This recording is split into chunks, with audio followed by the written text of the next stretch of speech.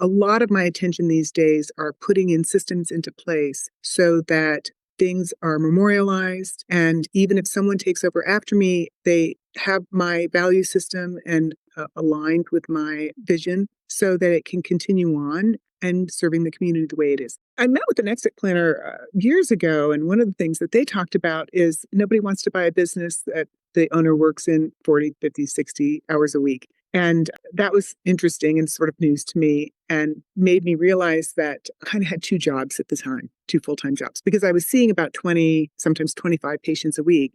And I was running a growing practice that had probably at the time 15 clinicians, which really ultimately was kind of like two full-time jobs, except I felt like I wasn't doing my best at the leadership one because I was tugged at patient care. And he said, well, you have to stop seeing so many patients. And I said, well, I pay myself the same way I pay my clinicians. If I pay my clinicians 60%, I realize I'm an owner, so maybe I'm paying myself 80% of the split, but that's how I'm paying myself. So how do I pay myself if I'm not seeing clients? They said, you have to think about it in a completely different way. I think that has really made it possible for me to give the full time and attention where now my focus is, how do I support all of these clinicians and the community? What do they need to be successful? What does the community need that we're not currently offering? And all my attention is there now.